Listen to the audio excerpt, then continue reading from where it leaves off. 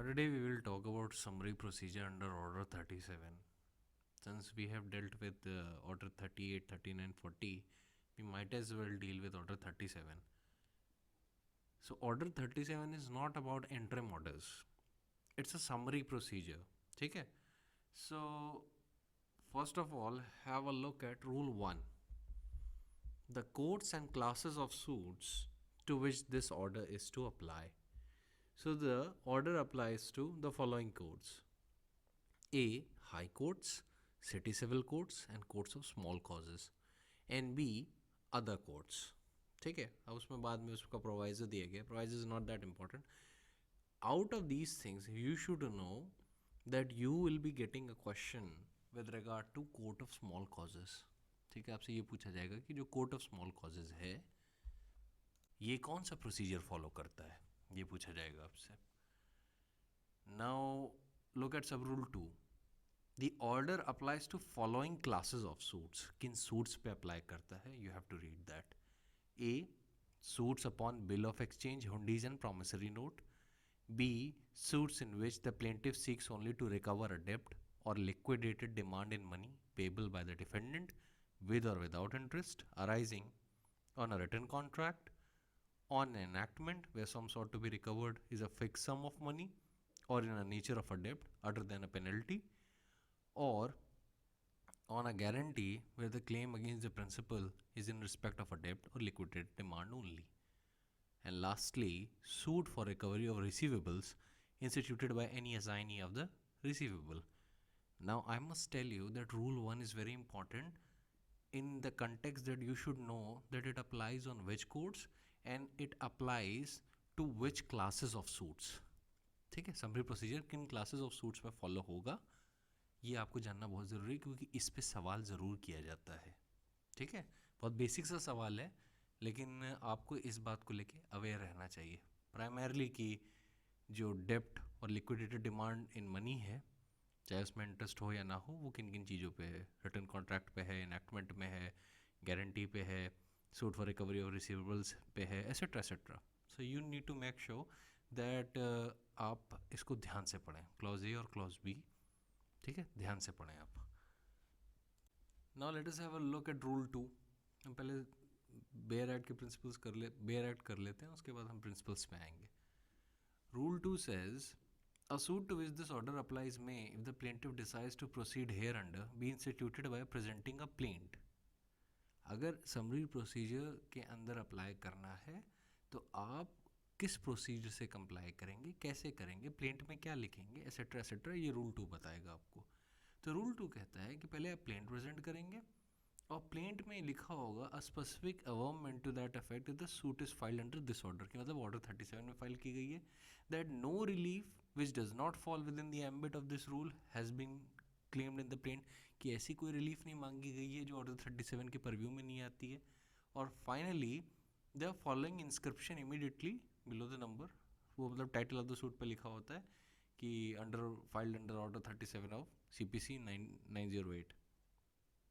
अब इसमें एक चीज़ गौर करिए, यहाँ पे जो अवर्मेंट्स आप देंगे वो बेसिकली आप ये बताएंगे कि जो कोर्ट है वो समरी प्रोसीजर से कंप्लाई कर सकता है और जो सूट आप ला रहे हैं वो उन क्लासेस में फॉल करता है जो कि मेंशन की गई हैं रूल 1 में.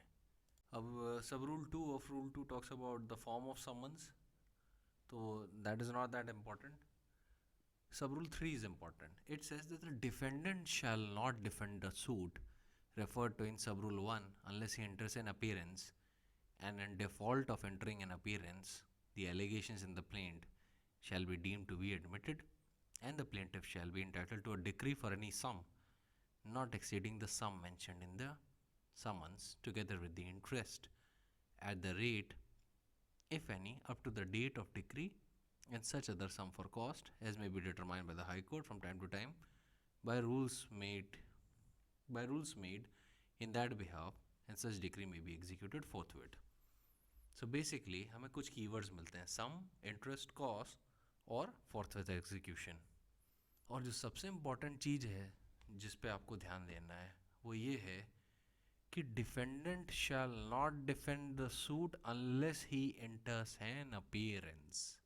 वो डिफेंड नहीं कर सकता सूट को जब तक वो अपीयरेंस में एंटर ना करे। और अगर he defaults in entering an appearance तो allegations in the plaint shall deem to be admitted, कि एडमिटेड मान लिए जाएंगे, और the plaintiff shall be entitled to decree for the sum, interest, cost and its forthwith execution। forthwith execution किसका? Decree का। इन सब के लिए प्लेंटिफ एंटाइटल हो जाएगा। ठीक है, तो ये एक बड़ी खास बात है, ये बड़ा खास नेचर है रूल 2 के सब रूल 3 का। अब जरा हम आ जाते हैं सब रूल 3 पे। ठीक है, सॉरी, रूल 3 पे आ जाते हैं। रूल 3 कहता है procedure for appearance of defendant.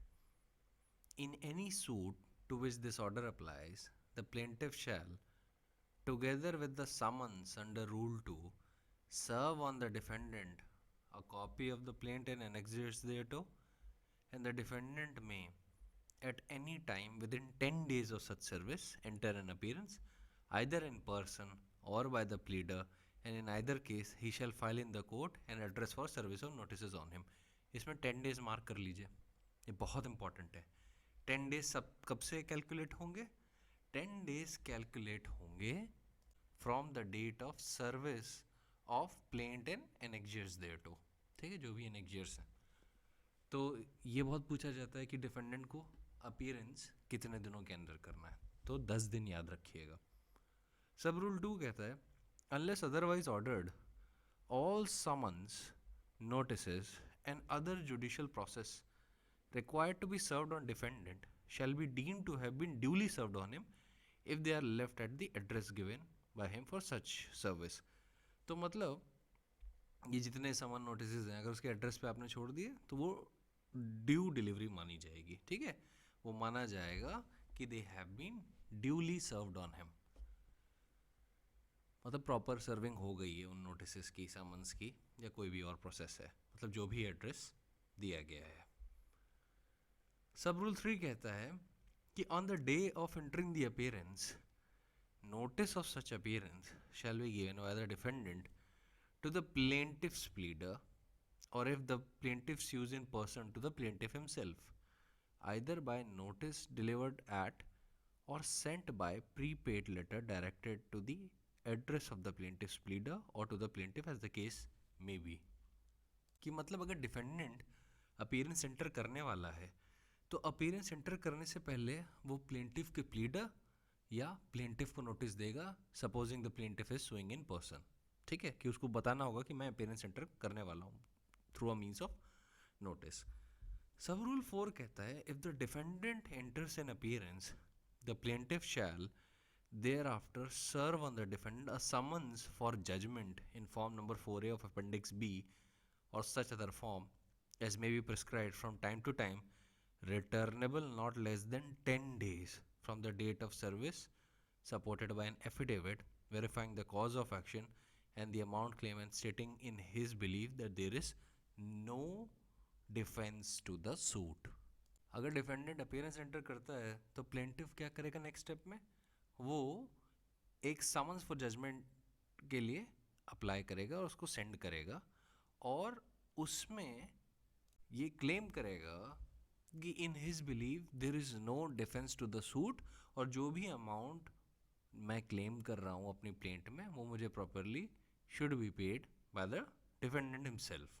ठीक है, सब rule 5 says a defendant may at any time within 10 days from the service of such summons for judgment, कि रूल 4 में जो समन्स ऑफ जजमेंट उसके पास गया है उसके 10 दिनों के अंदर by affidavit or otherwise disclose such facts as may be deemed sufficient to entitle him to defend, apply on such summons for leave to defend such suit, and leave to defend may be granted to him unconditionally or upon such terms as may appear to the court or judge to be just, provided that the leave to defend shall not be refused unless the court is satisfied that the fact disclosed by the defendant do not indicate that he has a substantial defense or substantial defense to raise, or that the defense intended to be put up by him is frivolous or vexatious।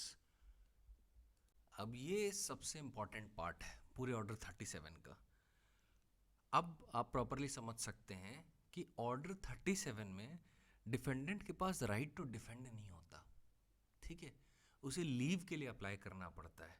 अगर मान लीजिए defendant appearance में enter करने वाला है तो उसे plaintiff को नोटिस देनी पड़ती है, और प्लेंटिफ डिफेंडेंट की अपीयरेंस के बाद ही applies for summon for judgment, ठीक है, और वो कोर्ट को बताता है कि मेरे ओपिनियन में there is no defence to the suit, ठीक है, summons for judgment is to be returnable in 10 days, और 10 दिनों के अंदर डिफेंडेंट को बाय एफिडेविट और अदरवाइज उसको वो फैक्ट्स डिस्क्लोज करने होते हैं जो कोर्ट को लगे कि वो सफिशिएंट हैं, वो फॉल्स वेक्सेशियस नहीं है, और वो सब्सटैंशियल फैक्ट्स हैं which entitles him to defend himself, ठीक है।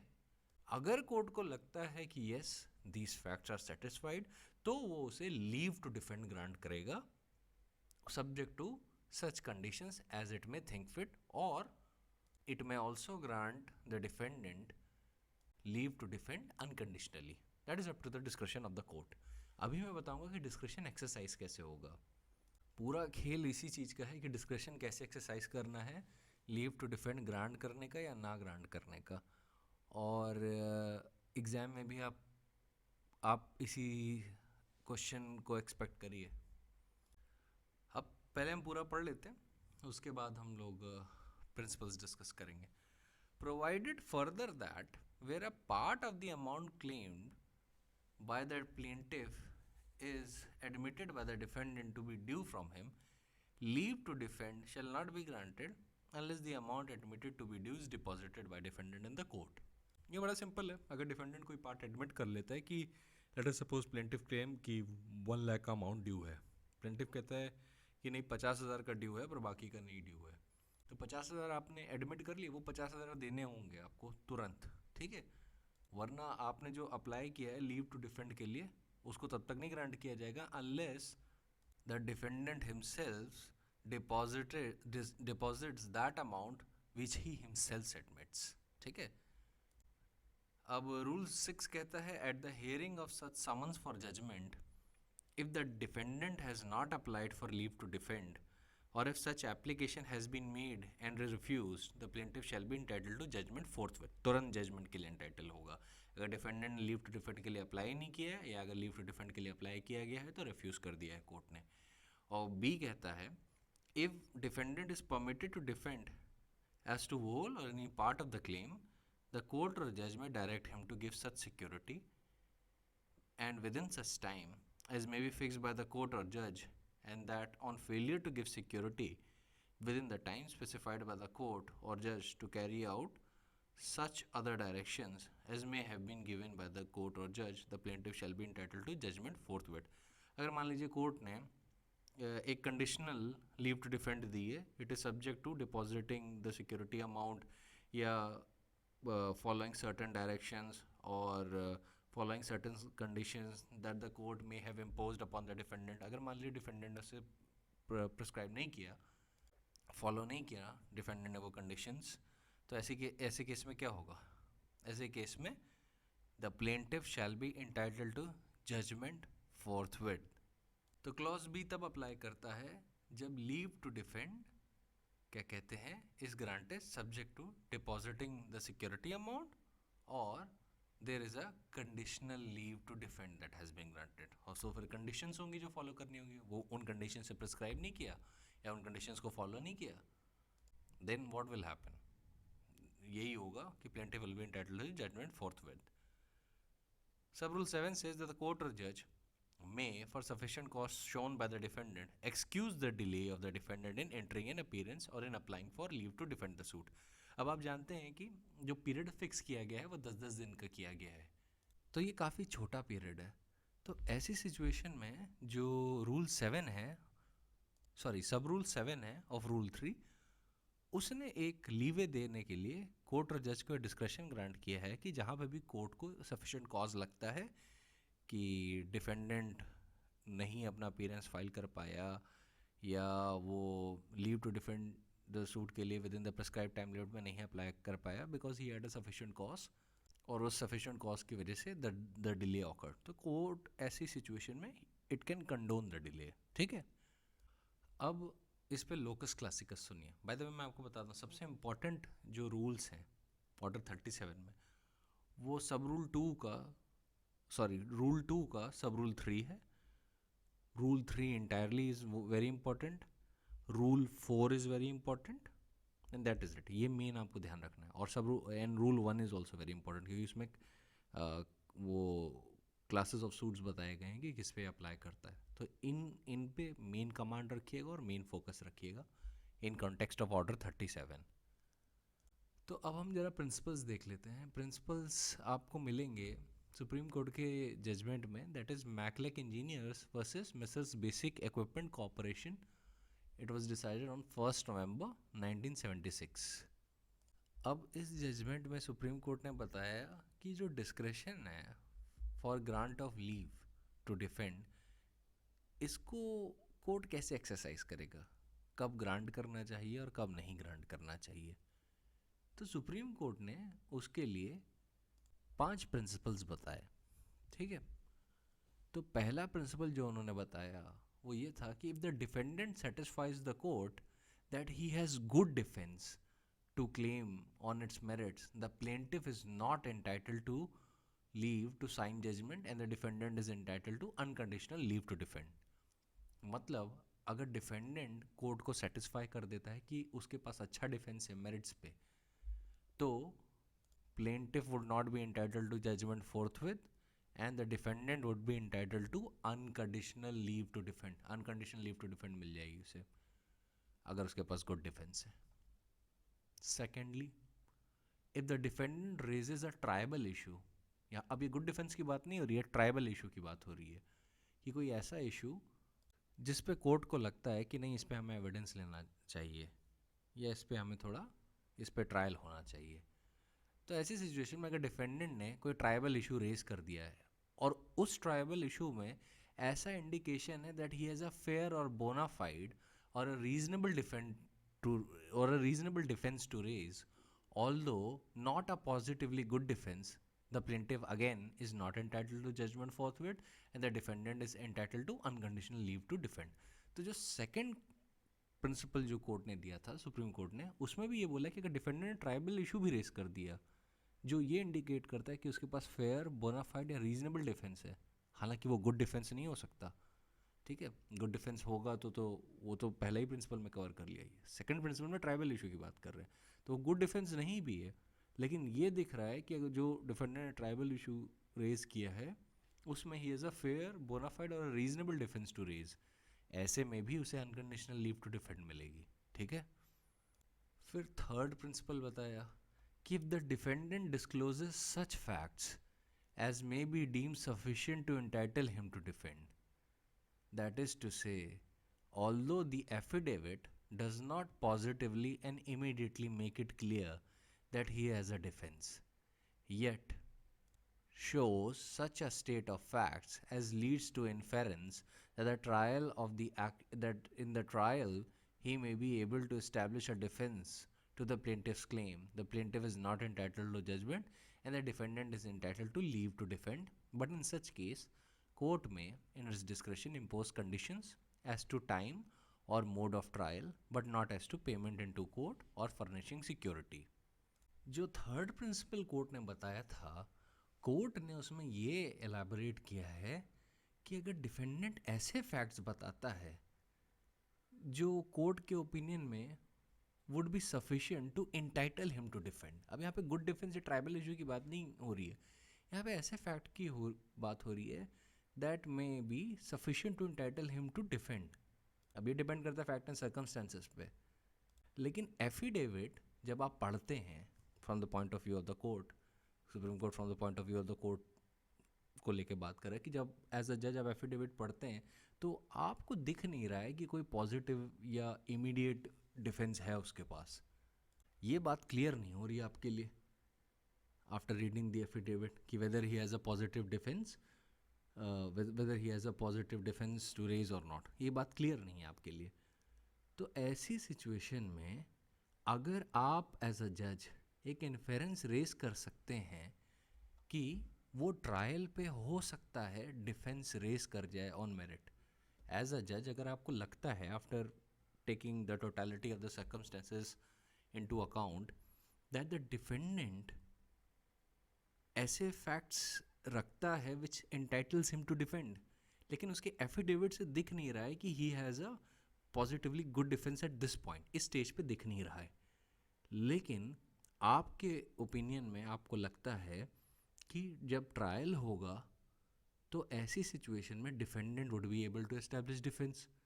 तो ऐसी सिचुएशन में भी if you come to that conclusion, then plaintiff is not entitled to judgment and defendant is entitled to leave to defend. पर ऐसी सिचुएशन में आप कंडीशंस लगा सकते हैं.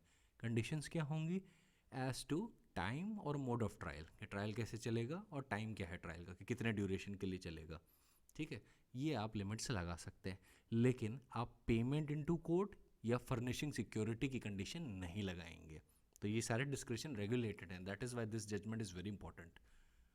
Then the next principle supreme court further elaborates, if the defendant has no defense or the defense setup is illusory or sham or practically moonshine, then ordinarily the plaintiff is entitled to leave to sign judgment and the defendant is not entitled to leave to defend.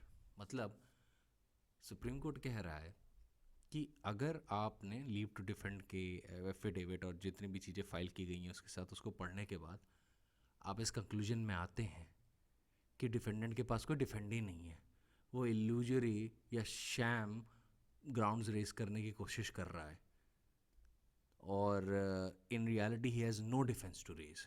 You have come to that conclusion. तो ऐसी situation में the plaintiff is entitled to the judgment. ठीक है, he is entitled to the sign judgment. वहाँ पे आप plaintiff के favour में जजमेंट इमीडिएटली फोर्थविथ ग्रांट कर सकते हैं. And lastly the supreme court says, if the defendant has no defence or the defence is illusory or sham or practically moonshine, then although the plaintiff is entitled to leave to sign judgment, the court may protect the plaintiff by allowing the defense to proceed if the amount claim is paid into the court or otherwise secured, and give leave to defendant on such conditions and thereby show mercy to defendant by enabling him to try to prove a defense. यहाँ पे supreme court बड़ी simply एक बात कह रहा है कि usually अगर डिफेंडेंट के पास डिफेंस नहीं है या वो डिफेंस इल्यूजरी या शैम है तो ऑर्डिनरली आपको प्लेंटिफ के फेवर में जजमेंट देना है. लेकिन यहाँ पे भी आप मर्सी दिखा सकते हैं एज अ जज. आप कहेंगे कि हमें तो नहीं लगता ये एप्लीकेशन और एफिडेविट और मटेरियल्स देख के कि आपके पास कोई डिफेंस अवेलेबल है डिफेंडेंट साहब, लेकिन even then I will bestow mercy upon you and I'll grant you leave to defend, but that leave to defend would be conditional. And what would be the condition? कि plaintiff ने जो जो चीज़ें अपने plaint में mention की हैं, जो अमाउंट क्लेम किया है, वो आप कोर्ट में डिपॉजिट करिए. ठीक है, वो कोर्ट में डिपॉजिट करिए. यहाँ पे सिक्योरिटी की कंडीशंस लगाई जा सकती हैं. ठीक है, यहाँ पे आप सिक्योरिटी की कंडीशंस एज अ जज लगा सकते हैं कि भाई जो अमाउंट क्लेम किया गया है you deposited in the court. साथ ही साथ आप और भी कोई भी कंडीशन लगा सकते हैं जो आपको लगे that it would be in the interest of justice. अब यहाँ पे आप पे बार नहीं है, आप हर वो कंडीशन लगा सकते हैं along with the conditions for depositing of the amount that has been claimed by the plaintiff. वो अमाउंट कोर्ट में डिपॉजिट होगा या कोर्ट में सिक्योरिटी देनी होगी, एसेट्रा एसेट्रा. आप time and mode of trial भी फिक्स कर सकते हैं, that is up to you. ठीक है, तो इस सिचुएशन में आप सिक्योरिटी का अमाउंट क्लेम कर सकते हैं. सो ये बहुत ज़रूरी है कि आप इन प्रिंसिपल्स का ध्यान रखिए, क्योंकि इससे पहले जो मैंने थर्ड प्रिंसिपल आपको बताया था जहाँ पे कोर्ट को लगता है कि ट्रायल में हो सकता है कोई अच्छा डिफेंस रेस कर ले जाए, लेकिन उसके एविडेविट को देख के लग नहीं रहा है कि इसके पास कोई डिफेंस है और he has facts which entitle him to defend. तो ऐसी सिचुएशन में जो कोर्ट को जो अलाउ किया गया था बाय द सुप्रीम कोर्ट कि आप वो कंडीशंस लगा सकते हैं which deals with time and mode for trial, पर आप पेमेंट इनटू कोर्ट या फर्निशिंग सिक्योरिटी की कंडीशन नहीं लगा सकते. तो किन सिचुएशन में payment into court and furnishing security की कंडीशंस लगा सकते हैं? वही प्रिंसिपल जो मैंने आपको लास्ट में बताया कि the defendant has no defence or the defence is illusory sham or practically moonshine. तो ऑर्डिनरी तो प्लेंटिफ एंटाइटल्ड होता है to leave to sign judgment, पर ऐसी सिचुएशन में भी कोर्ट डिफेंडेंट को मर्सी दिखा के एक कंडीशनल लीव टू डिफेंड दे सकता है और बोले कि भाई हमें देखिए प्लेंटिफ के इंटरेस्ट को भी प्रोटेक्ट करना है, हमें तो नहीं लगता कि आपके पास कोई डिफेंस है, पर हम आपको तब भी मौका दे रहे हैं कि अपना डिफेंस साबित कर लीजिए। लेकिन डिफेंडेंट और प्लेंटिफ के भी इंटरेस्ट को प्रोटेक्ट करना है, तो वो जितना भी अमाउंट उसने क्लेम किया वो कोर्ट में डिपॉजिट करिए। ठीक है, आप चाहें तो एज अ जज और भी कंडीशंस लगा सकते हैं, that is entirely up to you. अब यहाँ पे आपके डिस्कशन को कोर्ट ने छोड़ दिया है, सुप्रीम कोर्ट ने छोड़ दिया है, और ये आपको डिस्कशन एक्सरसाइज करना पड़ेगा having regard to the interest of justice. हमें वो फैक्ट ऑफ सर्कमस्टेंसेस के बेसिस पे डिसाइड होगा। तो केस का नाम है Mechelec engineers versus Mrs Basic equipment Corporation. Very very very important case on order 37। ये सबसे इंपॉर्टेंट केस है ऑन ऑर्डर 37। इसके बगैर कभी भी ऑर्डर 37 का आंसर कंप्लीट हो ही नहीं सकता, ना आप समझ सकते हैं कि रूल 3 में डिस्कशन कब और कैसे एक्सरसाइज होगा।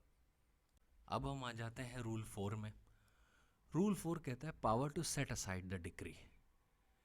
It says after decree the court may under special circumstances set aside the decree and if necessary stay or set aside execution and may give leave to the defendant to appear to the summons and to defend the suit if it seems reasonable to the court so to do and on such terms as the court thinks fit।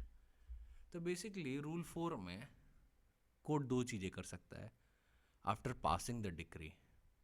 अगर special circumstances उसको दिखाए जाते हैं तो पहला क्या कर सकता है, वो एग्जीक्यूशन को स्टे कर सकता है, और दूसरा क्या कर सकता है, it may set aside the execution itself.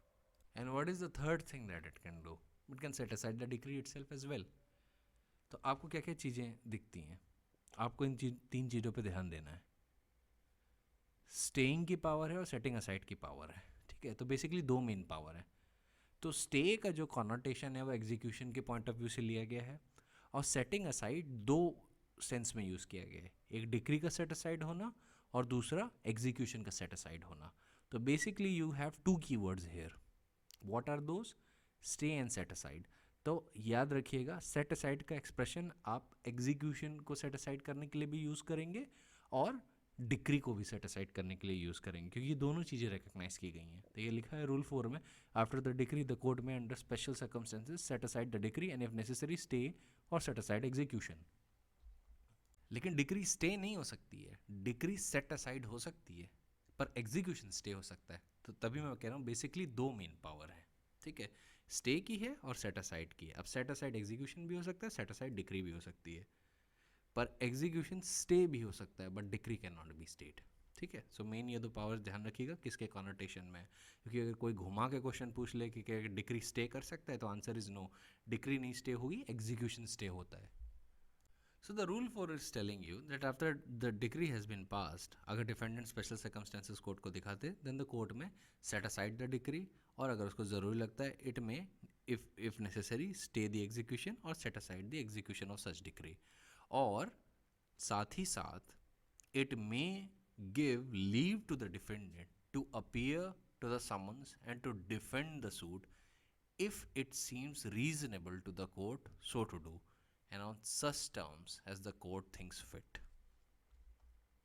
मतलब ये जो प्रोविजन है ये तब फॉलो होगा और इस सिचुएशन में फॉलो होगा कि मान लीजिए डिफेंडेंट ने अपीयरेंस एंटर नहीं किया, या किन्हीं कारणवश उसने लीव टू डिफेंड के लिए अप्लाई किया था, फॉर वन रीजन और दी अदर वो रिजेक्ट हो गई और डिक्री एग्जीक्यूट हो गई, या कोई भी चीज़। और मान लीजिए कि समन्स टू, जब जजमेंट उसके पास गया तो उसने रिस्पॉन्ड ही नहीं किया उसका, तो ऐसी सिचुएशन में डिक्री पास हो जाए, जजमेंट पास होगा, जजमेंट के पास डिक्री पास होगी। ठीक है, ऐसे होता है जजमेंट डिक्री। तो decree always follows the judgment, वो उसका ऑपरेटिव पार्ट कंटेन करती है अपने अंदर कि क्या रिलीफ है, पार्टीज का नाम, एक्सेट्रा एक्सेट्रा, वो सारी चीज़ें उसमें होती हैं। तो जो डिक्री पास होती है समरी प्रोसीजर में, उसको सेट असाइड करने का ये प्रोविज़न है। ठीक है, और ये स्पेशल प्रोविज़न है। डिक्री की सेट असाइड को लेके एक और प्रोविज़न आप लोग पढ़ चुके हैं, ऑर्डर 9 का रूल 13। वहाँ पे आप सेट असाइड नहीं कर सकते कोई डिक्री जो ऑर्डर 37 में पास हुई है, बात याद रखिएगा। अब इस पे मैं बाद में आऊँगा, तो ये बात ध्यान रखिएगा, ये स्टैंड अलोन प्रोविज़न है रूल 4 का। समरी प्रोसीजर में अगर कोई डिक्री पास हुई है तो समरी प्रोसीजर के ही रूल्स के हिसाब से उसको स्टे या सेट असाइड किया जाएगा, आप जनरल प्रोविज़न नहीं यूज़ कर सकते, ठीक है। तो ये जो एक्सप्रेशन है स्पेशल सर्कमस्टेंस, इसका मतलब क्या है? तो देखिए, सुप्रीम कोर्ट ने इन the case of Rajni Kumar versus Suresh Kumar Malhotra के केस में, it was reported in 2003 volume 5 supreme court cases page number 315, उसमें ऑब्जर्व किया था कि the expression special circumstances is not defined in CPC nor is it capable of any precise definition by court because the problems of human beings are so varied and complex that it makes it incapable of any precise definition। कि भाई human beings की life में इतने events occur हो सकते हैं, तो कैसे कोर्ट एक एग्जॉस्टिव डेफिनेशन ले डाउन करते हैं? वो नहीं ले डाउन कर सकता ऐसे सिचुएशन में। तो ये फैक्टर सर्कमस्टेंसेस के हिसाब से डिसाइड होता है कि क्या स्पेशल सर्कमस्टेंसेस हैं और क्या नहीं। ऑफ कोर्स इलस्ट्रेटिव चीज़ें हम बता सकते हैं, लेकिन एग्जॉस्टिव चीज़ें नहीं बता सकते, कि सारी चीज़ नहीं बता सकते जो इसके अंदर आएगा। इलस्ट्रेशन के पर्पज़ के लिए बता सकते हैं और अभी बताएंगे भी। Supreme Court continues and says that in its ordinary dictionary meaning, the term special circumstances connotes something exceptional in character, extraordinary, significant, uncommon. It is an antonym of common, ordinary, and general. It is neither practicable nor advisable to enumerate such circumstances. Non service of summons will undoubtedly be a special circumstance. In an application under Order 37 Rule 4 CPC, the court has to determine the question on the facts of each case as to whether circumstances pleaded are so unusual or extraordinary as to justify putting the clock back by setting aside the decree to grant further relief with regard to post decree matters, namely staying or setting aside the execution, and also in regard to pre decree matters, that is, to give leave to the defendant to appear to summons and to defend the suit. अब गौर करने वाली बात यह है that it is important to note that power under Rule 4 of Order 37 is not just confined to setting aside ex parte decree. It extends to staying or setting aside the execution and giving leave to appear to the summons and to defend the suit. The very purpose of Order 37 is to ensure expeditious hearing and the disposal of the suit filed under Order 37. Rule 4 empowers the court to grant leave to the defendant to appear to summons and defend the suit if the court considers it reasonable so to do, on such terms as the court thinks fit, in addition to setting aside the decree. Where on application, more than one among the specified reliefs may be granted by the court, all such reliefs must be claimed in one application. अगर किन्हीं circumstances में एक ही application में आप एक से ज़्यादा relief मांग सकते हैं, तो आप सारी relief उसी application में मांग लीजिएगा. It is not permissible to claim such relief in successive petitions, as it would be contrary to the letter and spirit of the provision. That is why, where an application under Rule 4 of Order 37 is filed to set aside a decree, either because the defendant did not appear in response to summons and the limitation expired, or having appeared did not apply for leave to defend the suit in the prescribed period, the court is empowered to grant leave to defendant to appear to the summons and to defend the suit in the same application.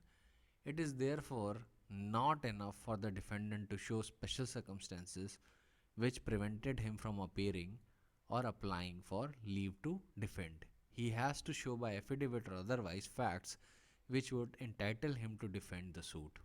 ठीक है? In this respect, Rule 4 of Order 37 is different from Rule 13 of Order 9. तो पहली बात तो general provision में दोनों अलग ही अलग प्रोविजंस हैं. आप डिक्री को सेट असाइड करने के लिए अगर defendant does not appear in response to the suit filed under order 37, or if he does appear, he does not apply for leave to defend, or the limitation period expires, then in these two situations the probable consequence that happens is that the court will pass a judgment against the defendant. But Rule 4 empowers the court to actually set aside the decree that has been passed due to that judgment, or if it thinks fit, it may even stay or set aside the execution.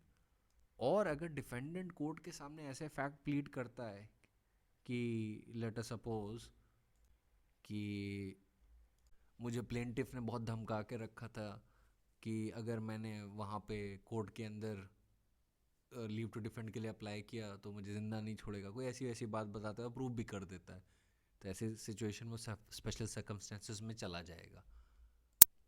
ठीक है, ऐसी situation में special circumstances में चला जाएगा and the court will set aside the decree. या फिर अगर मान लीजिए वो अपेयर नहीं हो पाया और फिर बाद में डिक्री पास हो गई और फिर वो आता है कोर्ट में और बताता है कि उसको कभी समन डिलीवरी नहीं हुआ, तो ऐसी सिचुएशन में स्पेशल सर्कमस्टेंसेस की कैटेगरी में जाएगा. तो अब ध्यान रखिए कि इसके जो सिनेरियोज हैं ये फैक्ट एंड सर्कमस्टेंसेस के बेसिस पे बहुत सारे हो सकते हैं. All in all that you need to know कि मेन चीज़ क्या है और कब ये पावर एक्सरसाइज होनी है. ठीक है, तो वो तो मैं बता ही चुका हूँ कि कब एक्सरसाइज होनी है. अब एक चीज़ का और ध्यान रखिएगा कि ये जो लीव टू अप्लाई की जो पावर दी हुई है ना कि कोर्ट अपने डिस्क्रेशन में it may give leave to the defendant to appear to summons and defend the suit, या लीव टू डिफेंड दे सकता है अंडर रूल 4 एज वेल अगर स्पेशल सर्कमस्टेंसेस उसे देखते हैं. तो देखिए ये तभी देगा लीव टू डिफेंड अगर वो फैक्ट्स प्रूव हो जाएं which entitles him for a leave to defend. ऐसा मत समझ लीजिएगा कि रूल 4 में अगर स्पेशल सर्कमस्टेंसेस दिख गए तो ऑटोमेटिकली उसे लीव टू डिफेंड भी मिल जाएगी. नो, ऑटोमेटिकली नहीं मिलेगी. वो फैक्ट्स दिखाने होंगे which entitles him for the leave to defend. याद रखिएगा, it is not enough for the defendant to show special circumstances which prevented him from appearing और applying for leave to defend. he has to show by affidavit or otherwise all those facts which would entitle him for leave to defend the suit. वो facts दिखाने पड़ेंगे. सिर्फ special circumstances से काम नहीं चलेगा. Special circumstances तो वहाँ के लिए रेलिवेंट है कि डिक्री सेट असाइड कर दिया या डिक्री को या एग्जीक्यूशन स्टेड और सेट असाइड, उसके लिए रेलिवेंट है. लेकिन जो ये जो पावर है ना that the court may grant defendant leave to defend, उसके लिए स्पेशल सर्कमस्टेंसेस तो पहली चीज़ है. इसके साथ साथ हर वो फैक्ट बताना ज़रूरी है which entitles him for leave to defend कि उसके पास गुड केस ऑन मेरिट्स है, he has a good defence to raise, he has a triable issue to raise जो मेरिट्स पे बहुत इंपॉर्टेंट और पावरफुल है, या वो during the course of trial he can establish a good defense, or during the course of trial he may be able to raise a defense. ये सारे important points court के सामने प्रेजेंट करने होंगे बाय एफिडेविट और by other materials as may be necessary in the case. ठीक है, ये ऑटोमेटिक ग्रांट नहीं होगा. डिफेंडेंट ये नहीं कह सकता कि मैंने स्पेशल सर्कमस्टेंसेस दिखा दिए अब बस आप मुझे लीव टू डिफेंड भी ग्रांट कर दीजिए. नो, स्पेशल सर्कमस्टेंसेस सिर्फ और सिर्फ सेटिंग असाइड द डिक्री और अगर ज़रूरी हुआ तो स्टे और सेटिंग असाइड द एग्जीक्यूशन के लिए रेलिवेंट है. लेकिन as far as granting leave to defend, उसके लिए कोर्ट को स्पेशल सर्कमस्टेंसेस के साथ हर वो फैक्ट दिखाना होगा बाय एफिडेविट और by other materials along with it that would entitle the defendant to be granted leave to defend. ठीक है, हर वो फैक्ट दिखाना बहुत ज़रूरी है. तो बस इस बात पे बहुत क्लियर रहिएगा कि as far as leave to defend is concern you have to have special circumstances plus facts which entitle him for a leave to defend the suit by affidavit or by other materials that may be coupled along with the affidavit. तो ये order 34 के important points थे. अब जब मैं order 34 के बारे में थोड़ा ब्रीफ और जनरल डिस्कशन करूँगा, ठीक है, जिससे आपको थोड़ा आइडिया हो जाए कि ये ऑर्डर 34 कह रहा हूँ, ऑर्डर 37 है किस बारे में. ऑर्डर 37 के बारे में एक ब्रीफ और जनरल डिस्कशन करूँगा. देखिए, समरी प्रोसीजर का क्या मतलब है.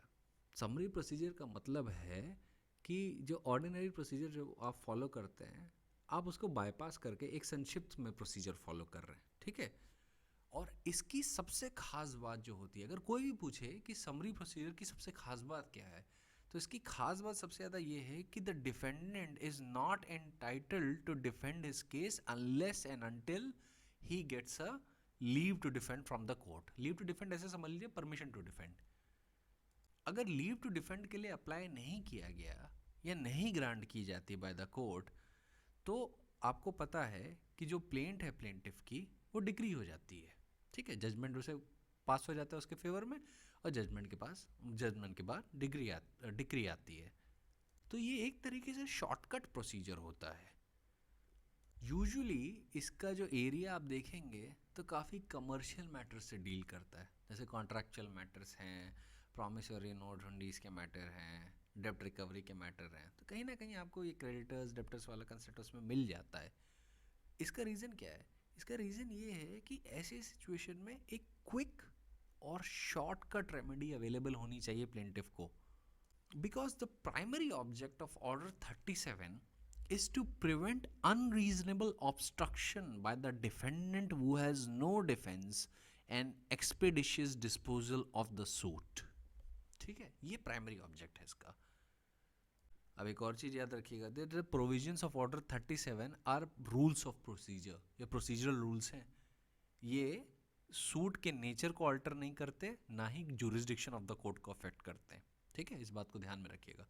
तो प्राइमरी ऑब्जेक्ट में जब भी आप लिख रहे होंगे ऑर्डर 37 का क्या है, तो आप you will always mention that this procedure is designed to prevent unreasonable obstruction by the defendant who has no defense and expeditious disposal of the case. Now you should understand that why this object is there.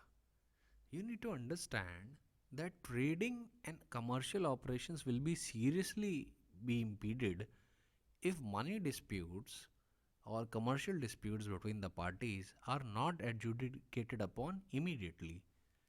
So the object of this provision is to ensure the defendant does not unnecessarily prolong the litigation and prevent the plaintiff from obtaining a decree by raising untenable and frivolous defenses in a classes of cases as provided by Rule 1, where speedy decisions are desirable in the interest of commercial transactions. ठीक है, तो classes of cases आपके rule 1 में दिया गया है कि उस केस पे ऑर्डर 37 अप्लाई करता है. अब वहाँ पे speedy decisions are extremely desirable. Now why are speedy decisions desirable there? Reason is very simple. वहाँ पे अगर स्पीडी डिसीजन नहीं मिले आपको, so a negative impact will be casted on the economy of the country. You need to understand that merely setting up of the enterprises is not enough. Adjudication of disputes which are bound to arise in a large commercial network is an utmost necessity. तो इसीलिए उनकी speedy disposal is extremely necessary. Commercial disputes अगर adjudicate नहीं होंगे तो company properly हो सकता है परफॉर्म ना कर पाए. अगर दो एंटरप्राइजेस ने एक जॉइंट वेंचर किया है और दोनों में किसी मामले में डिस्प्यूट हो गया, तो डिस्प्यूट हो गया तो वेंचर आगे नहीं बढ़ेगा. वेंचर आगे नहीं बढ़ेगा तो क्या होगा? जॉब लॉसेस भी हो सकते हैं, कंपनी का लॉस भी हो सकता है, नेगेटिव इम्पैक्ट पड़ सकता है. और फिर ऑल ओवर कंट्री लेवल पे देखेंगे, अगर ऐसे डिस्प्यूट्स बहुत ज़्यादा हुए तो क्या होगा? इकोनॉमी पे भी एक नेगेटिव इफेक्ट पड़ेगा, क्योंकि अगर वो प्रॉफिट नहीं कमा पाएंगे तो टैक्सेस गवर्नमेंट के पास कैसे जाएंगे? टैक्सेस नहीं होंगे तो गवर्नमेंट रिलीफ प्रोग्राम्स कैसे इंश्योर करेगी, एसेट्रा एसेट्रा. तो एक ना डोमिनो इफेक्ट होता है इसका. और चलिए, एक बार आपने एडजुडिकेटरी मैकेनिज्म्स भी लगा दिए, पर उसमें टाइम बहुत लगता है, लंबा चौड़ा टाइम लगता है. अब आप जानते हैं सिविल केसेस कितने टाइम के लिए चलते हैं, 10-10 साल भी चलते हैं, 20-20 साल भी चलते हैं. तो अगर कमर्शियल डिस्प्यूट्स इतने साल बाद डिसाइड होंगे इन accordance with the elaborate trial procedure, तो हो चुका. तो डिसीजन आते आते कंपनी बैंकरप्ट हो चुकी होगी, उससे बहुत पहले बैंकरप्ट हो चुकी होगी. क्योंकि अगर डिस्प्यूट्स ऐसे हुए जो बहुत ही इम्पॉर्टेंट पॉइंट से डील करते हैं, एंड मान लीजिए बहुत लार्ज अमाउंट ऑफ रिकवरी करानी है पैसे की, अब वो पूरा का पूरा कॉन्ट्रैक्चुअल डिस्प्यूट है, ऑर्डर 37 में आता है, पर कोर्ट उसको ट्राई कर रहा है in accordance with the procedure of trial that has been laid down under order 18. Elaborately try कर रहा है. डिफेंडेंट चाहता है कि ऐसी ही ट्रायल हो जिससे वो जितना चाहे उतना डिले करे, जितना चाहे उतना जजमेंट मान सके. तो ऐसे में at the end of the day it would be the plaintiff who would be the losing party. और अगर कमर्शियल ट्रांजैक्शंस में आपका मैटर जेन्युइन है और उसके बाद भी यू आर सफरिंग, तो ऐसे में क्या होता है कि वैसी कंट्रीज़ में जहाँ पे litigation process is not amicable to the commercial dispute resolution, there the people do not indulge into commercial transaction. वो commercial transactions में enter ही नहीं करते, उससे नेगेटिव प्रभाव इकोनॉमी पे भी पड़ता है। तो ठीक है, एक डोमिनो इफेक्ट होता है। इसीलिए लेजिस्लेचर ने अपनी विजडम में ऑर्डर 37 रखा था, और ऑर्डर 37 का प्राइमरी पर्पस ही यही था कि कमर्शियल जितने भी डिस्प्यूट्स हैं, जैसे कि उन्होंने ले डाउन किया है, इसका एक्सपेडिशियस डिस्पोजल हो सके। और कब एक्सपेडिशियस डिस्पोजल हो सके? जहाँ पे कोर्ट को लगता है कि defendant has no defence to raise, या defence to raise is sham और इल्यूजरी। तो ऐसी सिचुएशन में plaintiff would be entitled to judgment forthwith, and the defendant under order 37 is not entitled to defend by right. उसको leave to defend के लिए apply करना पड़ता है। लेकिन अभी आपने जैसे कि मैकलेक के रूल्स पढ़े, मैकलेक इंजीनियर्स का केस पढ़ा, तो आपको लग रहा होगा कि सर ऑर्डर 37 में तो बहुत आराम से डिफेंडेंट को लीव टू डिफेंड मिल जाएगी, क्योंकि ज़्यादातर तो कोर्ट ने लीव टू डिफेंड ग्रांट करने के फेवर में रूल किया है। आपकी बात एकदम सही होगी, कोर्ट ने दोनों के राइट्स बैलेंस किए हैं। ठीक है, कोर्ट का सोचना ऐसा है कि देखिए, रूल का ऑब्जेक्ट या ऑर्डर 37 का ऑब्जेक्ट ये ज़रूर है for the expeditious disposal of the commercial causes, लेकिन साथ ही साथ जो ऑर्डर 37 का उसका ये भी ऑब्जेक्ट है कि एक जेन्युइन या ट्राइबल इशू अगर डिफेंडेंट उठाता है तो डिफेंडेंट को भगा नहीं देना चाहिए। डिफेंडेंट को ऑलरेडी ऑर्डर 37 में ये मार पड़ रही है कि उसे लीव टू डिफेंड के लिए अप्लाई करना होगा, और वो अगर ट्राइबल इशू उठाता है तो कोर्ट का ड्यूटी बनती है कि वो एक्चुअली में देखे कि कहीं ऐसा तो नहीं है कि कहीं कि प्लेंटिफ का जो क्लेम है वो गलत है और डिफेंडेंट का डिफेंस एकदम सही है। ऐसी भी तो सिचुएशन आ सकती है कि अगर आप एक पार्टी को ना सुने और एक ही पार्टी के कहे पे चलने लगेंगे, तो there is always a risk of injustice, and in doing justice to one party the court can not do injustice to other. इसीलिए कोर्ट को एक बैलेंस व्यू में देखना पड़ता है। तो जहाँ उसे लगता है डिफेंडेंट ने ट्राइबल इशू उठाया, तो वहाँ पे the defendant is entitled to a leave to defend. And remember Macleck expressly told you that if the defendant raises a tribal issue indicating that he has a fair or bona fide or reasonable defense, although not a positively good defense, then the plaintiff is not entitled to a signed judgment and the defendant is entitled to unconditional leave to defend. ठीक है? अब सवाल ये उठता है कि आप कौन सा टेस्ट अपनाएंगे to think whether the leave to defend should be granted और नॉट। तो देखिए, आपको प्राइमरली ये देखना है कि whether the defence raises a real honest and a bona fide dispute and raises a triable issue और नॉट। अगर court is satisfied that the defense has raised a tribal issue or a fair dispute has arisen, then the leave to defend should not be refused. Refuse नहीं करनी चाहिए। अगर मान लीजिए plaintiff कहता है कि मैं 50,000 रुपए को रिकवर कराने के लिए सूट दायर कर रहा हूँ अंडर ऑर्डर 37, और फिर वो ऑर्डर 37 के सारे प्रोसीजर से अप्लाई करता है, और उसके बाद जो डिफेंडेंट है वो एक अपीयरेंस सेंटर करता है and he applies for leave to defend. जब समन्स फॉर जजमेंट उसके पास जाता है, after that he applies for leave to defend. तो लीव टू डिफेंड के लिए जब वो अप्लाई करता है तो डिफेंडेंट लीव में ये बताता है कि मैं पैसा दे चुका हूँ इसको 50,000 रुपये, ये ज़बरदस्ती ये सूट दायर किया है। तो ऐसी सिचुएशन में ट्राइबल इशू तो रेज हो गया ना, यहाँ पे बोनाफाइड डिस्प्यूट तो राइज हो गया ना, कि एक पार्टी कह रही है कि अभी देना बाकी है, दूसरी पार्टी कह रही है मैं दे चुका हूँ, तो इसके लिए तो एविडेंस लेना होगा ना। तो ऐसी सिचुएशन में the court should grant leave to defend, and that too unconditional leave to defend. ठीक है, क्योंकि ये हैजर्डस और अनफेयर होगा to pronounce a categorical opinion on such matter even before evidence is taken. So ordinarily if a triable issue is raised, then the court is bound to grant a leave to defend। ठीक है, ये सिर्फ उस case में leave to defend reject होती है जहाँ पे डिफेंस इज पेटेंटली डिसऑनेस्ट या इतना अनरीजनेबल है that it could not be reasonably expected to succeed. तो उन सिचुएशन में आप अपना डिस्क्रिप्शन इस तरीके से एक्सरसाइज कर सकते हैं कि आप उसे लीव टू डिफेंड अनकंडीशनली कम से कम ना ही दें। ठीक है, तो कैसे डिस्क्रिप्शन एक्सरसाइज करना है? Primarily Mechelec engineers versus messrs basic equipment corporation का केस बताता है आपको। लेकिन मैं आपको एक और टेस्ट बता दे रहा हूँ कि आपको बेसिकली ये देखना है कि बोनाफाइड डिस्प्यूट रेज हो रहा है या नहीं, ट्राइबल इशू रेज हो रहा है या नहीं। अगर रेज हो रहा है, you grant him leave to defend unconditionally. नहीं रेज हो रहा है तो आपको ये देखना है कि ये पेटेंटली डिसऑनेस्ट क्लेम तो नहीं उठा रहा, या उसका डिफेंस कहीं इतना अनरीजनेबल तो नहीं है, इतना फिक्टिशियस या इल्यूजरी तो नहीं है कि आपको लगता है कि ये किसी हाल में सक्सीड नहीं कर सकता। तो ऐसी सिचुएशन में आप रिजेक्ट भी कर सकते हैं।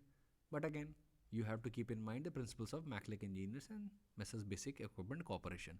तो एग्जाम में बेसिकली आपको सुप्रीम कोर्ट का जजमेंट और ये बेयर एक्ट के प्रोविजन लिखने हैं along with the object, and you will be able to score the maximum marks that can be awarded by the examiner. तो क्योंकि आपका आंसर टोटली कंप्लीट होगा। ठीक है, याद रखिएगा, आप लीव टू डिफेंड तभी रिफ्यूज़ कर सकते हैं if you think that the defence of the defendant is not substantial or is frivolous, vexatious or is sham or illusory. एक और एग्जांपल दे देता हूँ आपको ट्राइबल इशू को लेके, कि मान लीजिए कि प्लेंटिफ ने सूट फाइल किया under order 37, defendant applies for a leave to defend. Defendant अपनी लीव टू डिफेंड में कहता है, या अपनी प्लीडिंग्स और एफिडेविट और जितना भी मटेरियल जो कोर्ट के सामने वो लगाता है, तो मेन प्ली ये लेता है कि जिन डॉक्यूमेंट्स के बेसिस पे प्लेंटिव ने सूट फाइल किया है वो सारी फॉर्ज्ड हैं, वो असली नहीं है। तब ये ट्राइबल इशू हो गया। अब क्योंकि वो डॉक्यूमेंट फॉर्ज्ड हैं या नहीं वो तो तभी पता चलेगा जब उस पर एविडेंस देखा जाए। लेकिन ये जो प्ली है, अगर इस प्ली को लेके कोर्ट प्लीडिंग्स और एफिडेविट से सेटिस्फाई हो गया तो ऐसी सिचुएशन में वो लीव टू डिफेंड ग्रांट कर सकता है, क्योंकि ट्राइबल इशू रेज हो गया है ऐसी सिचुएशन में। ठीक है, but on the other hand जहाँ पे triable issue is not dependent on facts to be investigated but it is simply a question of law, then ordinarily no leave should be given to the defendant and the point may be decided at once. अगर वो कोई ऐसा point of law raise किया गया है जो court in a split second decide कर सकता है देन एंड देयर, तो लीव टू डिफेंड ऑर्डिनरली नहीं दी जाती। तो ये बहुत इंपॉर्टेंट है कि tribal issue should be about the facts on which the evidence has to be left, or it should be a mixed question of fact and law जिस पे evidence देखेगा कोर्ट। वो प्योर क्वेश्चन ऑफ लॉ नहीं होना चाहिए, और अगर वो प्योर क्वेश्चन ऑफ लॉ भी है तो भी ऐसा होना चाहिए जिस पे एविडेंस लेड हो। अगर वो ऐसा क्वेश्चन ऑफ लॉ है जिसको court then and there decide कर सकता है तो दिक्कत हो जाएगी। जैसे कि एक इसका इलस्ट्रेशन ले लीजिए कि मान लीजिए ऑर्डर 37 में प्लेंटिफ सूट फाइल कर रहा है और जो डिफेंडेंट है वो कहता है कि जो ऑर्डर 37 है वो मुझे इंटाइटल करता है कि मैं बाय राइट अपने आप को डिफेंड कर सकता हूँ, और court is bound to grant my leave to defend in all the cases. ठीक है, ये उसकी प्ली है, प्योर क्वेश्चन ऑफ लॉ है। कोर्ट उसे सीधे दिखा देगा अगर आपने सब्सटेंशियल डिफेंस रेज नहीं किया हम आपको लीव टू डिफेंड ग्रांट नहीं भी कर सकते। अब इनके पास यही एक ग्राउंड था कि ये तो सोच रहे थे बाय राइट ही अपने आप को डिफेंड कर सकते हैं, यही एक प्ली इनके पास अवेलेबल थी और कोई फैक्ट नहीं अवेलेबल है, तो ये प्योर क्वेश्चन ऑफ लॉ है जिसको कोर्ट ने देन एंड देयर डिसाइड कर दिया, तो ऐसे केस में इनको लीव नहीं मिलेगी। लेकिन ऑन दी अदर हैंड अगर डिफेंडेंट ने ये इशू रेज कर दिया कि इनका suit is barred by limitation, plaintiff जिस डेप्ट की रिकवरी के लिए या जिस मनी को रिकवर करने के लिए सूट दायर किया है उसने समरी प्रोसीजर के अंदर, that is barred by the law of limitation, तब वहाँ पे he may be entitled for a leave to defend, not he may be entitled, he will be entitled for a leave to defend in this case. इस case में उसको मिल जाएगा। तो देख रहे हैं कैसे फैक्टर सर्कमस्टांसेस पर चीज़ें डिपेंड करती है, तो इसे कंपार्टमेंटलाइज करने की कोशिश मत करिएगा। देखिए जो सबसे बड़ा ट्रैप है जो लॉ स्टूडेंट फॉल कर सकता है वो ये है कि आप अगर कंपार्टमेंटलाइज करने की कोशिश करेंगे ना प्रोसीजर को तो नहीं कर पाएंगे, कि आप उसको चाहते हैं कि एग्जॉस्टिवली सारा चीज़ें पता, ऐसा नहीं होता। चीज़ें इलस्ट्रेटिवली आप समझ सकते हैं और उसके बाद प्रोसीजर को जैसे फैक्ट और सर्कमस्टेंसेस आपके सामने आए तो उस पर अप्लाई कर सकते हैं प्रिंसिपल्स और प्रोसीजर को, और देखें कि क्या रिजल्ट निकलता है। डिस्क्रेशन कैसे एक्सरसाइज करना है, प्रिंसिपल कैसे एक्सरसाइज करना है, ये बताया जा सकता है, पर एग्जॉस्टिवली सारे सिनेरियोज नहीं बताए जा सकते। जीता है। वही सुप्रीम कोर्ट ने भी कहा कि हम सारे सिनेरियोज एक साथ नहीं बता सकते, हम ये बता सकते हैं कि आप अपना डिस्क्रिप्शन कैसे एक्सरसाइज करेंगे या क्या प्रिंसिपल्स लगाएंगे। तो प्रिंसिपल एक तरीके से एसेट टेस्ट होता है जो हर फैक्ट्स पे अप्लाई किया जाता है। जितने फैक्ट्स आएंगे, जैसे मान लीजिए आपके सामने सवाल है कि ऑर्डर 37 में डिस्कशन कैसे एक्सरसाइज करना है, तो कोई भी कोर्ट सुप्रीम कोर्ट के लॉ से बाउंड है, तो वो Mechelec engineers versus basic equipment corporation की जजमेंट को रेफर करके अपना डिस्कशन उन्हीं प्रिंसिपल्स के अनुसार एक्सरसाइज करेगा जैसा कि ले डाउन किया गया है। ठीक है, तो इसीलिए जो मैंने आपको इलस्ट्रेशन दिए उस पर फोकस करिएगा, सोचिएगा, अपने मन से भी सोच के कुछ सिनेरियोज बनाने की कोशिश करिएगा और उन पे प्रिंसिपल्स अप्लाई करिएगा और फिर देखिएगा क्या रिजल्ट आता है। हमेशा याद रखिए, फैक्ट्स पे प्रिंसिपल अप्लाई होते हैं और उसके बेसिस पे कंक्लूजन बनता है। अब मैं कुछ इलस्ट्रेटिव केस डिस्कस कर लेता हूँ। जैसे take a case in hand that is ONGC limited versus State Bank of India. Illustrative case है, सिर्फ सुनने भर के लिए, आपके सुनिएगा बस इसे। अब इसमें the appeal arises out of a suit filed to enforce a bank guarantee against the respondent under Order 37 of CPC. Respondent कौन है इस केस में? State Bank of India. अब जो रिस्पोंडेंट हैं, he had filed an application seeking leave to defend the suit unconditionally. That application was allowed and the appeal before the Supreme Court is filed by special leave. मतलब article 136 में file की गई है। तो main चीज़ याद रखिएगा, जो appeal का मैटर है जो सुप्रीम कोर्ट के सामने आया है अंडर आर्टिकल 136, वो इस बेसिस पे आया है कि जो रिस्पोंडेंट है जो कि स्टेट बैंक ऑफ इंडिया, उसको leave to defend under order 37 में वो ग्रांट कर दी गई थी। ठीक है, समरी प्रोसीजर में उनको लीव टू डिफेंड ग्रांट कर दी गई थी बाय द हाई कोर्ट। तो थोड़ा बैकग्राउंड दे देता हूँ कि केस में चल क्या रहा है। अब हुआ क्या, ONGC लिमिटेड ने एक कॉन्ट्रैक्ट में एंटर किया with an Italian company for construction of a system of under sea pipelines. उस कॉन्ट्रैक्ट ने प्रोवाइड किया था for levy of liquidated damages if the contractor fail to complete the entire work और any part thereof before the respective schedule for the completion. तो अगर completion date से पहले जो वर्क था वो कंप्लीट नहीं हुआ या वर्क का थोड़ा पार्ट रह गया या पूरा ही रह गया, तो कॉन्ट्रैक्टर को लिक्विडेटेड डैमेजेस देने पड़ेंगे।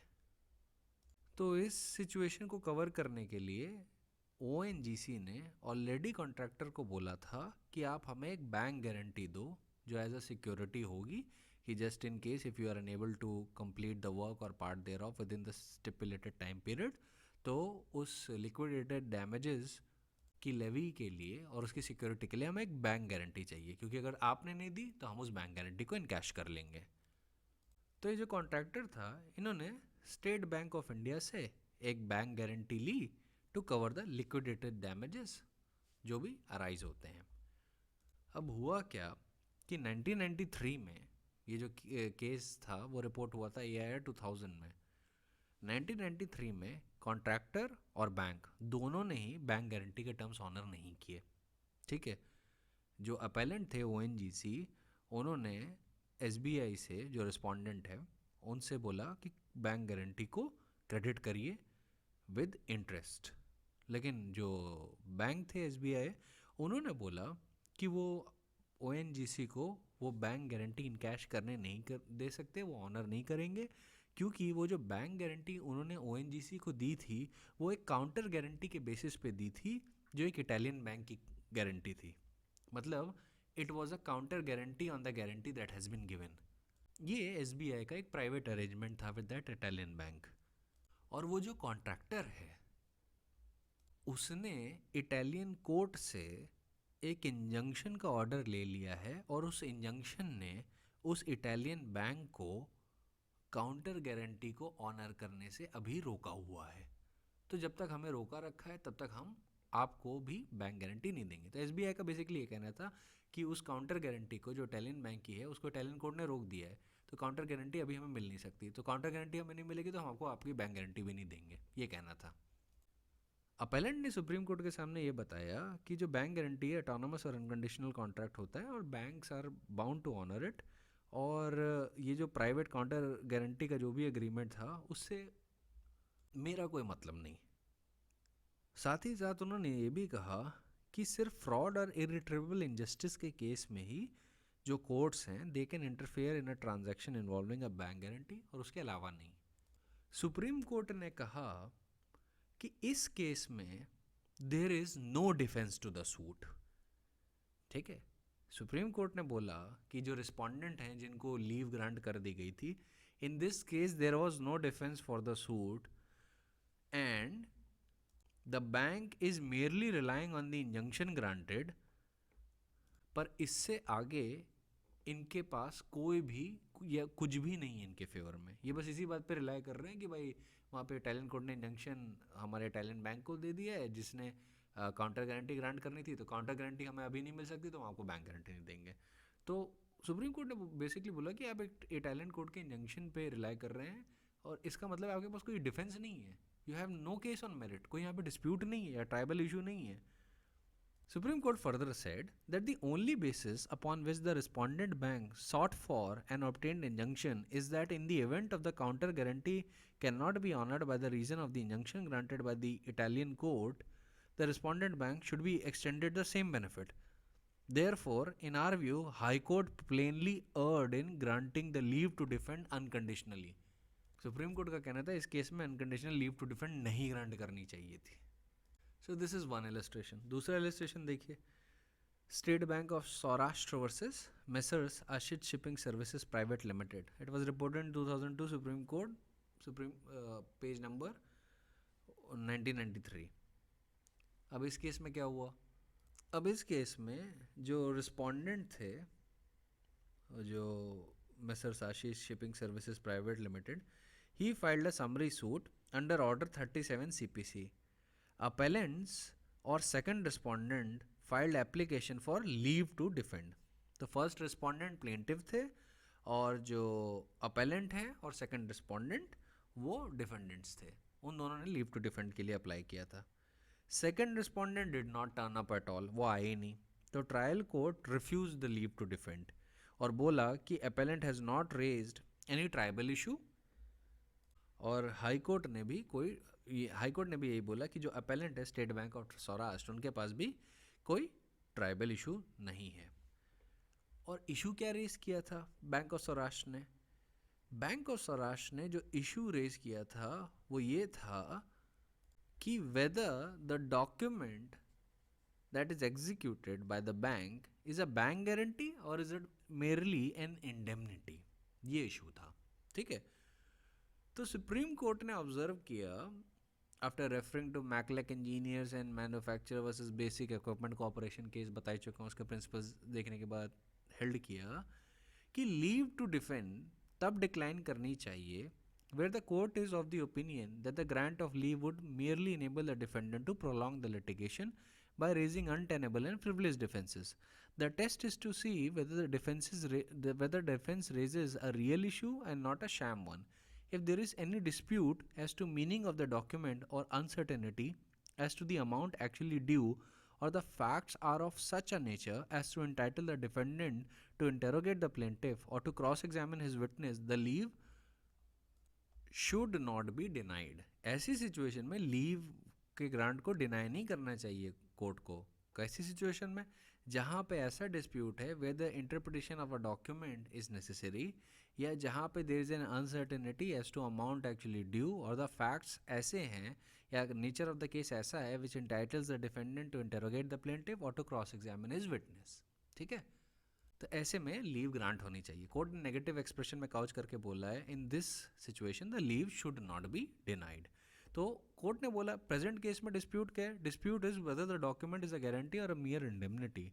The trial court in this case was therefore required to consider the nature and the meaning of the document. This itself necessitated granting of a leave to defend. तो इस case में leave to defend grant कर देनी चाहिए थी, refuse नहीं करनी चाहिए थी।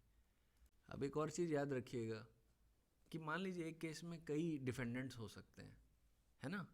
तो अगर लीव टू डिफेंड एक डिफेंडेंट को ग्रांट कर दी गई, इसका मतलब ये नहीं कि बाकी डिफेंडेंट्स को भी लीव ग्रांट कर दी जाएगी। ठीक है.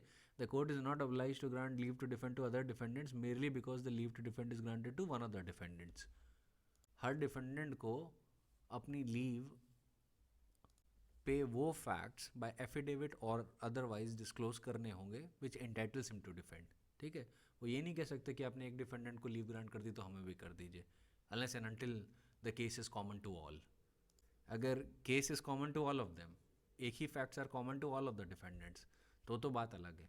लेकिन if the fact and circumstances are different for all of the defendants, same नहीं है, तो बाकी डिफेंडेंट्स ये ग्राउंड नहीं ले सकते कि आपने एक डिफेंडेंट को लीव दे दी तो हमको भी दीजिए. वहाँ पे ये देखा जाता है whether there is a commonality of facts involving all of these defendants or not. And if the commonality of facts are not there, then in that case the leave to defend shall be granted on the merit of the application of defendant. हर वो application grant की जाएगी जो defendant की individual merit पे based होगी. ठीक है. फिर उसको अपने स्पेशल फैक्ट्स प्लीड करने होंगे. ठीक है. ये याद रखिएगा कि रूल ऑफ पैरिटी, अगर fact and circumstances her defendant के लिए डिफरेंट है तो रूल ऑफ पैरिटी नहीं अप्लाई करेगा ऐसी सिचुएशन में. जैसे कि हमारे केस में सेकंड रिस्पोंडेंट थे, उनको नहीं मिली थी, है ना, वो तो आए नहीं थे, तो वो कह रहे थे कि भाई देखिए बैंक ऑफ सौराष्ट्र को आपने ग्रांट कर दी है, क्योंकि इनके सिचुएशन में ये था, बैंक ने वही वाला इशू उठाया था कि whether the document is a guarantee और merely an indemnity, and that required interpretation of documents. तो जो सेकंड रिस्पोंडेंट थे जो आए नहीं थे वो कह रहे थे हमको भी दे दीजिए लीव टू डिफेंड, क्योंकि आपने अपेलेंट को दे दिए. तो basically court said that leave to defend could be granted to one of the defendants and not to others if the other defendants are unable to disclose such facts as entitles them for a leave to defend. The court is not obliged to leave to defend to other defendants merely because the leave to defend is granted to one of the defendants. उन्होंने clarify किया कि the leave to defend has been granted only to the appellant. The second respondent is not before this court. तो फिर उन्होंने बोला merely because the leave to defend is granted to the appellant. इसका मतलब ये नहीं कि सेकंड रिस्पोंडेंट को भी लीव टू डिफेंड मिल गई है एज ऑफ राइट. तो बेसिकली ध्यान रखिएगा, तभी मैंने आपको बताया था कि दो पार्टियों को डिफेंडेंट बनाया गया था, एक आए नहीं थे और एक थे अपेलेंट जो सामने है. तो I hope you understand this case. बहुत अच्छा केस है. State Bank of Saurashtra versus Mrs Ashish shipping services private limited, decided on 12 अप्रैल 2002. दूसरा साइटेशन AIR वाला है, AIR 2002 supreme court page number 1993. तो याद रखिए इस केस में क्या हुआ था. इस केस में सुप्रीम कोर्ट ने बोला था कि यहाँ पे लीव टू डिफेंड ग्रांट कर देनी चाहिए थी, क्योंकि अपेलेंट के पास एक्चुअली में एक डिफेंस अवेलेबल है, उसने एक बहुत अच्छा ट्रायबल इशू रेस किया है. Now we come to another issue that as far as appeal is concerned under order 37 rule 3 against an order granting or refusing a leave to defend, then remember that no appeal lies. कोई appeal नहीं लाई करती है against an order granting or refusing leave to defend under rule 3 of order 37. Why? क्यों? क्योंकि right to appeal is both statutory and procedural, और अगर legislature ने कहीं expressly grant नहीं किया है then you don't have a right to appeal. However, if a decree is passed in summary suit, an appeal then will lie. अगर decree पास हो गई है तो अपील लाई करेगी. लेकिन as far as the question comes कि क्या order granting और refusing leave to defend under rule 3 क्या उससे अपील लाई करेगी, then the answer is no. क्योंकि जब आप ऑर्डर 43 देखते हैं जो अपील फ्रॉम ऑर्डर्स की बात करता है, वहाँ कहीं नहीं दिया हुआ है. तो अगर वहाँ पे प्रोविजन नहीं दिया हुआ है अपील का and it is not an appealable order, then in that case no appeal will lie. ठीक है. Against what order? Leave to defend के कंटेक्स्ट में बात हो रही है अंडर रूल 3 ऑफ ऑर्डर 37. तो वहाँ पे लीव टू डिफेंड अगर ग्रांट कर दी गई है, रेफ्यूज़ कर दी गई है रूल 3 में, जैसा भी सिनेरियो, तो उसके खिलाफ आप अपील नहीं ला सकते. उस ऑर्डर के खिलाफ आप अपील नहीं ला सकते. लेकिन डिक्री अगर पास हो गई समरी सूट में तो अपील लाई करेगी. रिविजन लाई करेगा? The answer is yes. An order passed under Order 37 is a case decided, and if it falls within the provision of Section 115 and is revisable, though High Court generally does not interfere with the discretion exercised by trial court in these cases. अब एक चीज़ का ध्यान रखिएगा, अभी जो मैंने अभी आपको रूल 3 के कंटेक्स्ट में जितनी भी चीज़ें बताई कि अपील नहीं लाई करती फ्रॉम दैट ऑर्डर, वो सीपीसी के कंटेक्स्ट में बता रहा हूँ। तो एग्जाम के पॉइंट ऑफ व्यू तक तो ठीक है, लेकिन प्रैक्टिकली एक बात बताता हूँ कि रिट साइड में high court can interfere with an order passed granting और refusing leave under rule 3। Writ side पे it does have that power. Writ proceedings में वो इंटरफेयर कर सकते हैं। That is why you see कि हाई कोर्ट उस क्वेश्चन में जा रहा है, पर वो रिट साइड में जाता है। आर्टिकल 227 का इशू होता है और उसमें लेटर्स पेटेंट्स का भी मैटर होता है एक्सेट्रा। तो practically in appropriate cases high court may interfere with an order passed granting और refusing leave under rule 3 on the writ side. और रिट साइड में कब इंटरफेयर करेगा कि मान लीजिए ट्रायल कोर्ट ने अपना डिस्क्रेशन आर्बिट्रेरली एक्सरसाइज किया है, कैप्रिशियसली एक्सरसाइज किया है, या मिसअंडरस्टैंड करके अपना डिस्क्रेशन एक्सरसाइज किया है। Misunderstanding what? Misunderstanding the principles that governs the exercise of judicial discretion in that particular matter, या अपना जो डिस्कशन ऐसे एक्सरसाइज किया है which has resulted in failure of justice. तो ऐसी सिचुएशन में रूल 3 के मैटर्स में इंटरफेयर कर सकता है where an order is pass granting और refusing a leave to defend. ठीक है, सीपीसी में ऐसा कोई नहीं है, रिट प्रोसीडिंग्स में कर सकता है हाई कोर्ट भी और सुप्रीम कोर्ट भी। Take the case in point of Santosh Kumar versus Bhai Mool Singh. उसमें भी यही हुआ था, वहाँ पे डिस्कशन प्रॉपरली एक्सरसाइज नहीं हुआ था, तो सुप्रीम कोर्ट ने इंटरफेरेंस की थी और बोला था कि both the high court and the learned trial जज has not exercise their discretions properly. ठीक है, तो उन्होंने सुप्रीम कोर्ट ने ऑर्डर्स ऑफ हाई कोर्ट और ट्रायल जज दोनों को सेट असाइड कर दिए गए थे and remanded the case back to the trial court for trial of the issues that has been raised by defendants.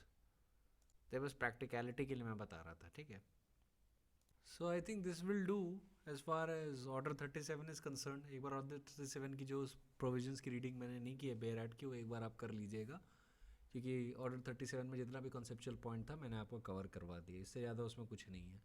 Main आपको जिस जजमेंट और जिस प्रिंसिपल्स पे फोकस रखना है वो Mechelec engineers versus basic equipment corporation. वो डिस्क्रेशन रटने हैं आपको, वो प्रिंसिपल्स रटने हैं आपको which relates to exercise of discretion. Rule 4 के कंटेक्स्ट में ये याद रखिएगा कि स्पेशल सर्कमस्टेंसेस क्या हैं और किन सिचुएशंस में डिक्री सेट असाइड हो सकती है। ठीक है, स्पेशल सर्कमस्टेंस दिखाने होंगे। और एक और याद रखिएगा, एक और बात जो मेन बात है वो याद रखिएगा कि जो समरी सूट में जो डिक्री पास होती है वो सेट असाइड हो सकती है सिर्फ रूल 4 में, ऑर्डर 9 के रूल 13 में नहीं हो सकती। आप जनरल प्रोविजंस को रिजॉर्ट नहीं कर सकते, आपको रूल 4 में ही जाना होगा।